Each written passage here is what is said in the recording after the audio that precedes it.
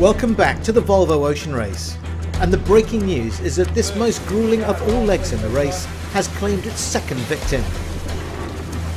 Today at 0800 UTC, Sanya suffered damage to their windward rudder, which caused the aft compartment of the boat to take on water. The boat is now slowed while the team decides how best to make the repair. Right now we've got a hole in the back of the boat, and the only thing that's stopping it sinking is the fact that we've got heel here and the watertight doors. So but we're all good, guys are good, guys have done an amazing job. The recovery from a pretty nasty wipeout, and dramas continue unfortunately on the mighty Sanya. This will be a gut-wrenching blow to the team, who against the odds have been leading the leg after a great performance.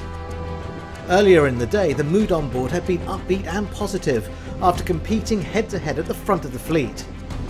Gonna roll Puma within the hour. And they were relishing the prospect of taking on the Southern Ocean. Get through this in the next 24 hours and then we'll be off, I think. Cape Horn, here we come. The morning weather had been deceptively calm, but on board Puma, skipper Ken Reed was not being fooled. It's a beautiful day out here in the South Pacific.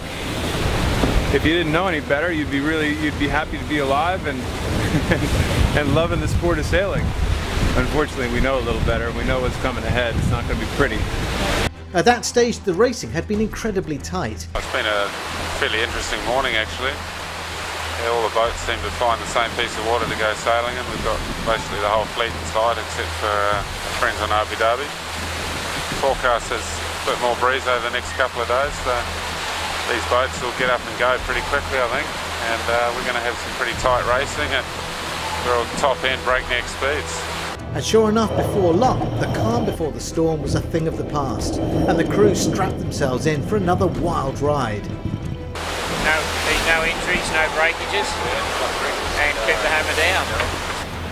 Abu Dhabi, who themselves had been forced back to port to make repairs, were clawing back the lost miles on the fleet, and had reduced the deficit to just 300 miles.